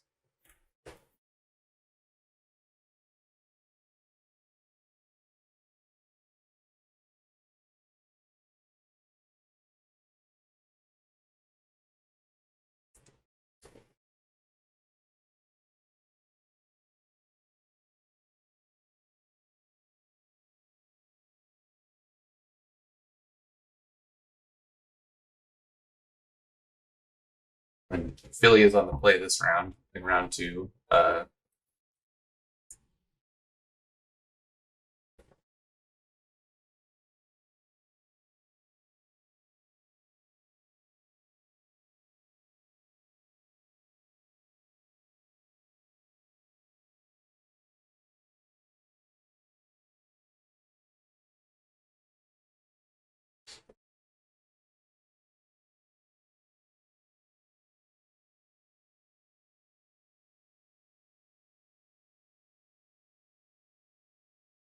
It's interesting to me how many copies of I know I mentioned this at the beginning of the game. How many copies of the Guilt Link there are this season? And again, it is a powerful card, but there's also just like a million copies of Salamander Monk, and that Salamander Monk seems like it makes Guilt Link look really bad. I mean, obviously, it's like good to play with a Salamander Monk, like Josh is doing. But with everybody on Salamander Monk, it's like, I don't know. It's probably worth it. The upside is so high. So here we're having a couple blocks. Just trading those guys off. Protecting his life total.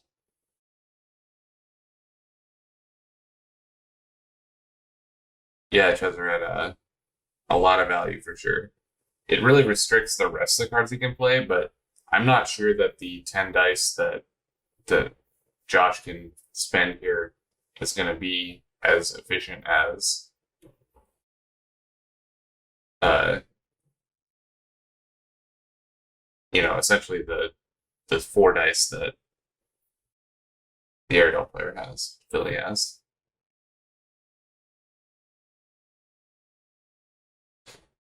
The this guy's being 2/2s really like screws up a lot of what this James deck is doing specifically. He has so many 1-power creatures.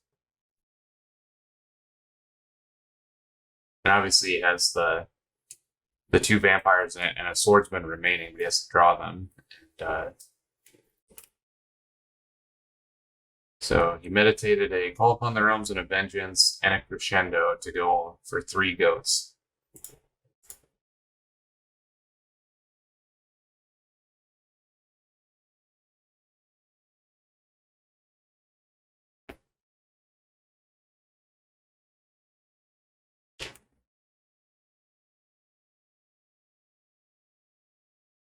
He has a vampire. I think it's good. Though I guess the Philly deck does have 3 Festers.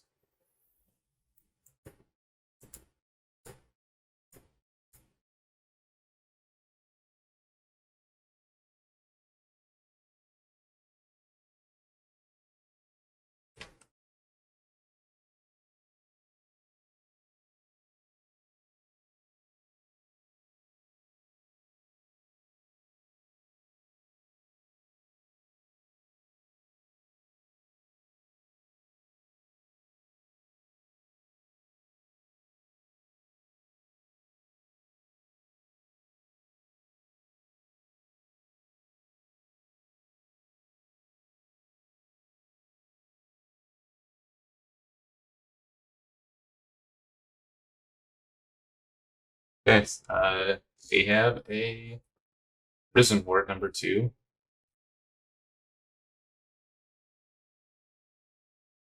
His deck is really set up to like have a big vengeance turn. I know he meditated 1 vengeance. Looks like just the 1 in the bin right now. I appreciate all you guys showing up. I know the Tuesday stream was pretty screwed up. I apologize for that. We had it last night. Check out the VOD if you weren't here.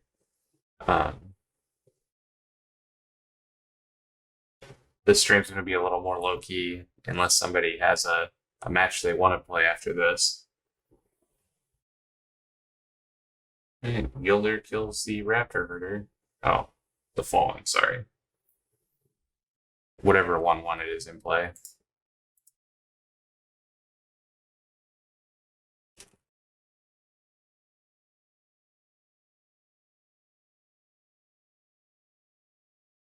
Gilder is such a good card, man. This is pretty insane.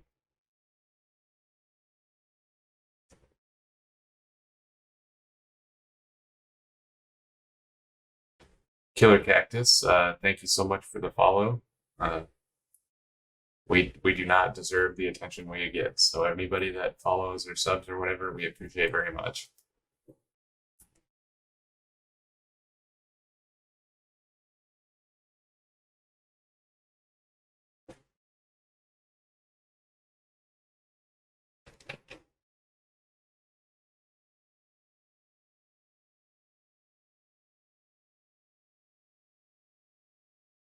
Okay, and Josh plays the final cry of that Fallen Ping.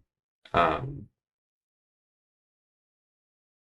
Philly Cheese plays a Sympathy Pain and just puts it on the James.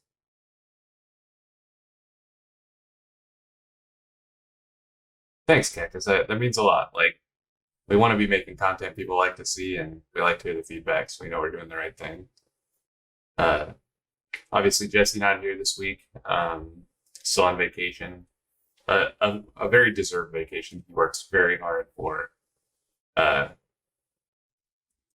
Shufflebus, for Punch It, and for obviously his real life and family as well. But don't tell him I said that.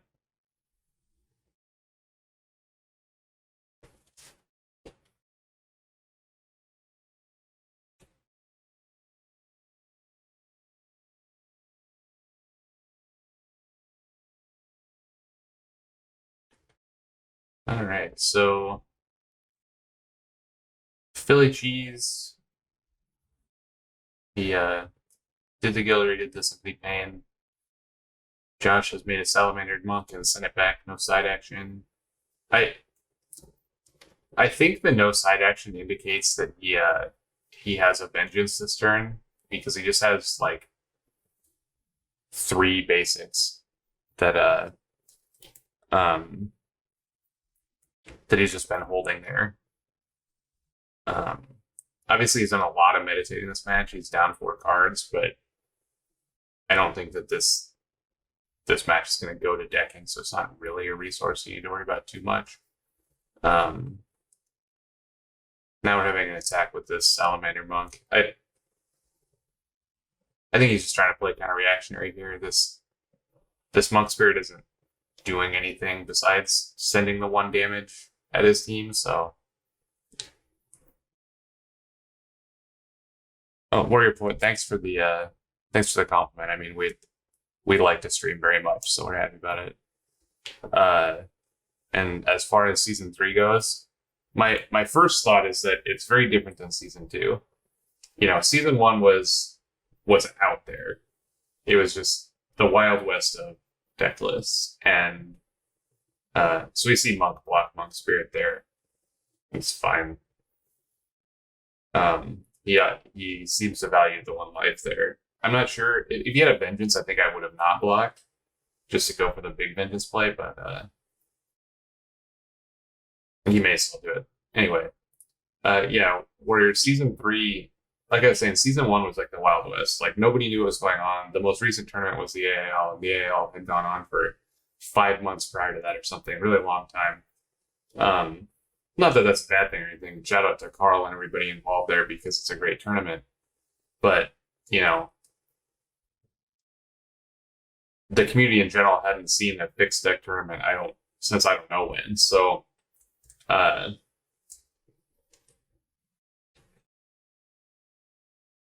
everybody just kind of played what they wanted to play, played what they thought was good. Then season 2 rolls around, you see a much more narrowed field. Like the decks, we had a variety of decks, but it was not nearly as varied as season 1 was.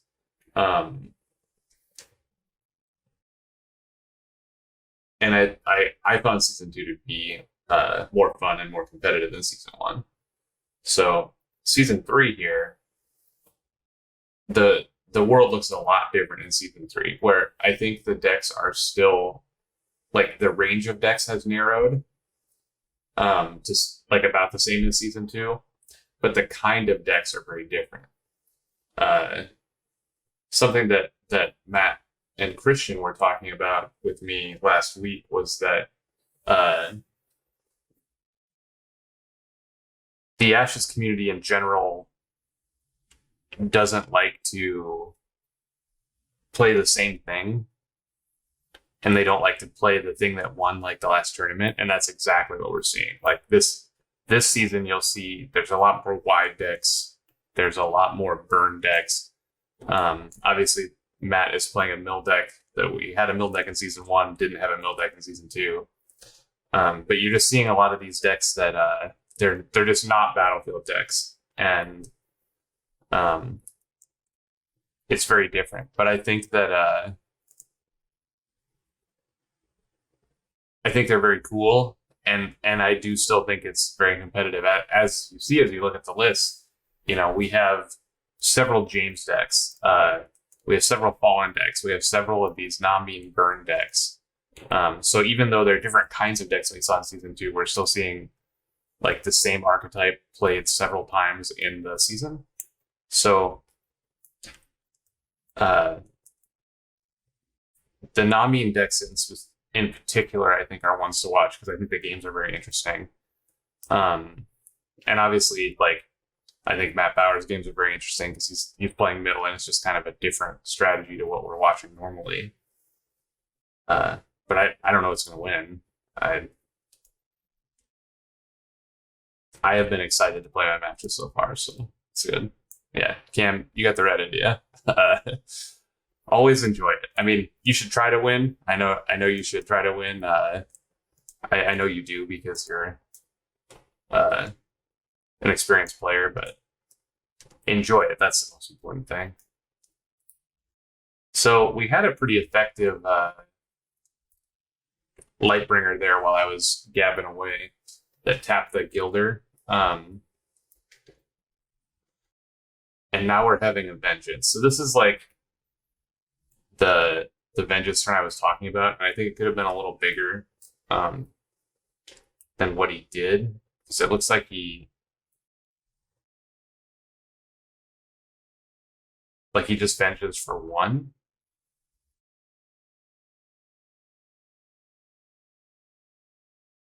But he's going to get through for some damage here, so it's fine. He's a little behind on dice and tempo since there's still a bear and an owl to get put into play, but he's going to get through for 4.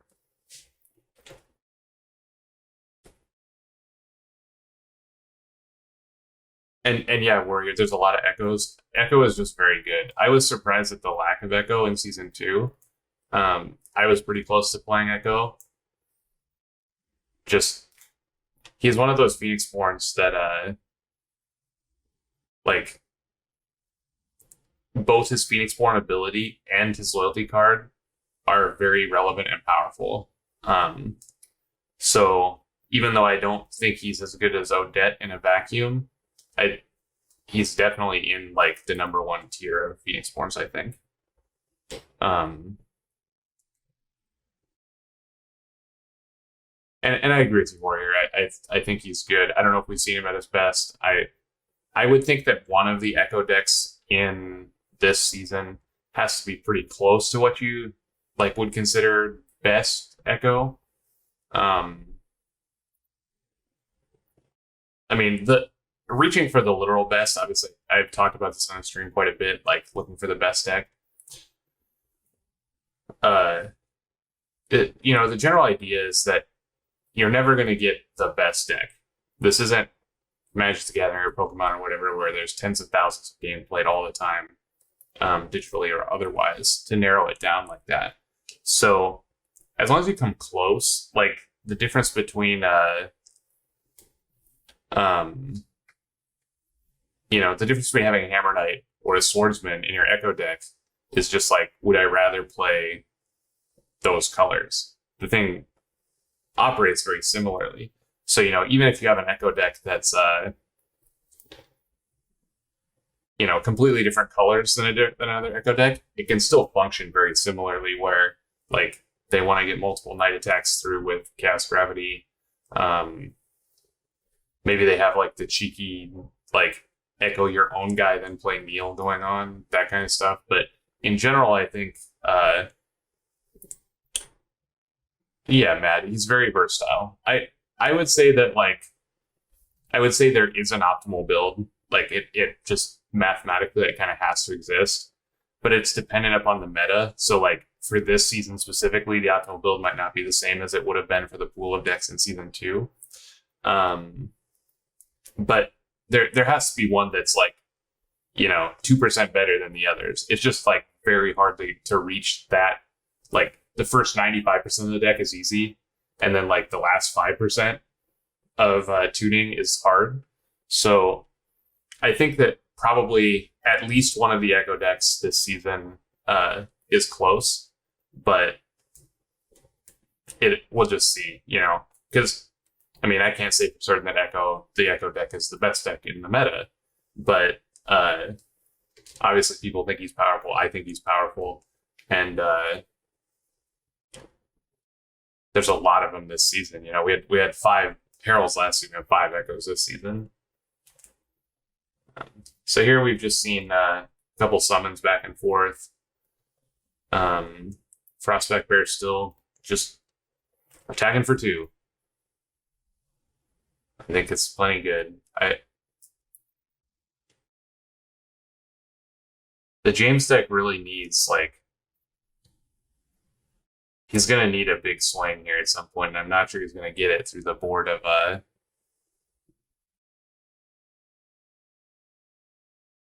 guys that Philly is assembling. Obviously, it wouldn't be this turn, but like next turn, you need to swing for like 10 or something off of Vengeance.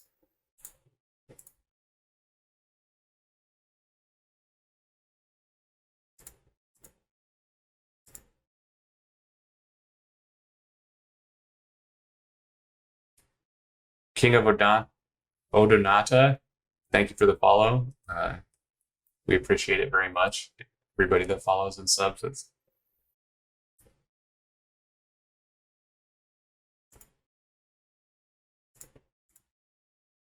sorry I missed you 10 minutes ago or whatever I was talking. Just gabbing. Yeah, and and here's a Nature's Wrath, which it's pretty good when it kills all your opponent's stuff. It doesn't kill all yours, especially this late in the turns. Yeah, King, it's Echo's really good. I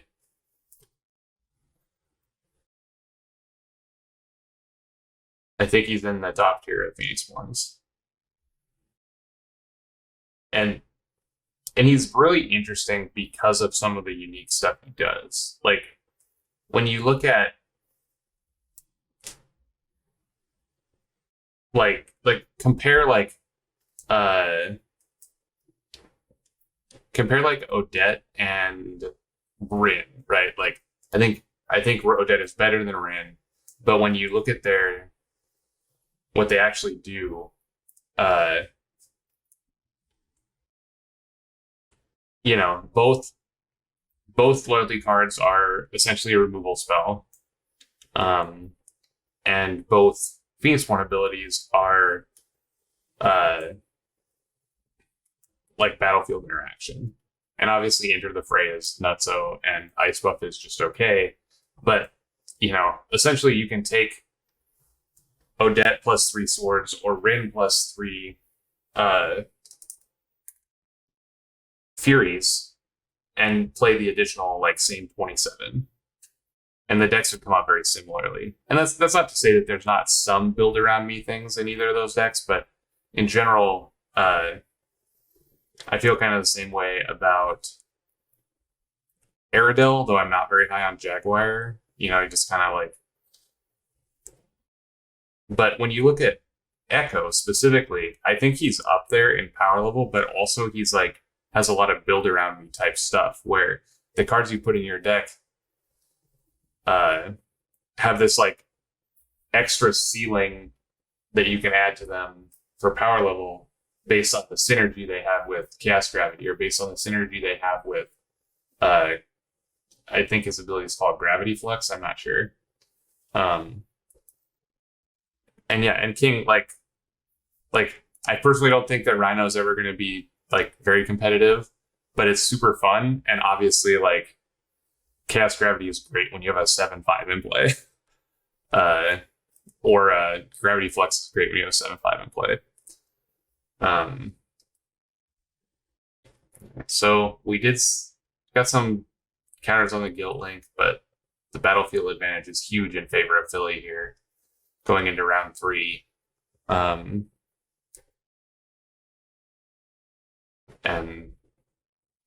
I don't think that this James deck has any sweepers. Let me take a look. Yep, nothing like that. So the James is in a lot of trouble, I think. And Warrior, why do you think it's sad that there's 3 Brennan in the event? I admit that I have been pretty low on Brennan in my Ashes career. Obviously, my Ashes career is like less than a year. And I never really played 1.0. But I could be wrong about Brennan. Like my issue with Brennan is that I don't think Black Legend is very good, and that Brennan herself requires you to play ceremonial, and that's not necessarily a bad thing, but it it already shoehorns you into doing something specific. Like like I was talking about with Echo, where you could probably play 27 whatever's 3 Chaos Gravities and an Echo and be fine.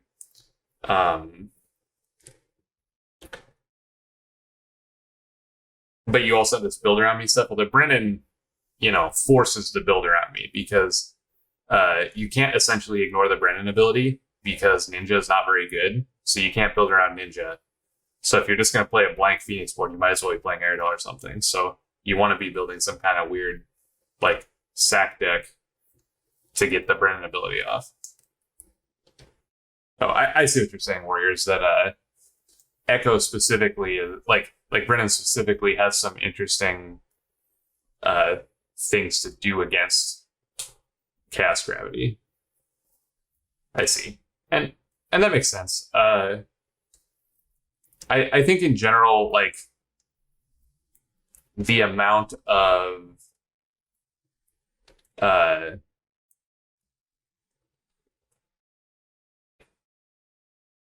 right, where if they like put 2 exhaustion counters on your guy through Chaos Gravity or whatever, you can still sack him to the Spirit Burn. But I think in general, that specific interaction is a little marginal, though I would also agree that the Brennan decks will all be playing like other things that kill your own guys and guys that do stuff when they die, and Mad makes a good point that like the guys it plays are kind of crappy, so like maybe you'll double exhaust a Widow or whatever, or maybe they'll have like 1 Knight in their pile that you want to double exhaust. So yeah, maybe it is a rougher matchup than I think it is, but I still think that like the cards in those Echo decks and Echo itself is good enough that like it can beat the Brennan. It's not like Brennan is like the hard counter or anything. So in this match, we're still just seeing like some guys trade with each other, but there's a lot of damage on that James and a lot of untapped summons on the Aradel side. And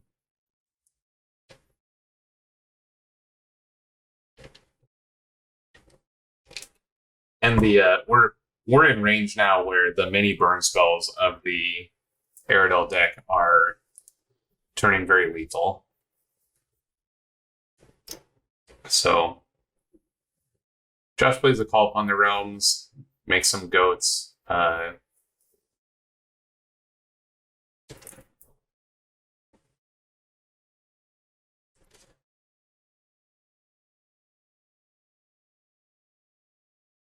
Yeah, it's not looking good for James here.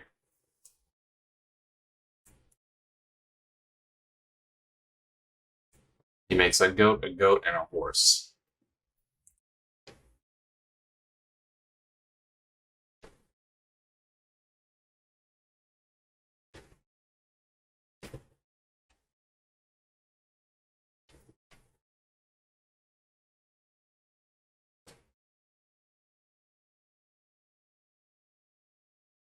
Yeah, and there's the Molten Gold to end the game. Yeah, this was kind of an example of something that Carl was talking about at the end of season 1, where like there becomes this point in the game where if you're just like 2 battlefield decks smashing into each other, the best way that you win is by having the ability to pivot to an additional like win condition, essentially, whether that's like mill or burn or I guess those are about the only things, but just like a way to break the stalemate. And I don't think the James deck really had that. It had to like get out of the gates ahead, and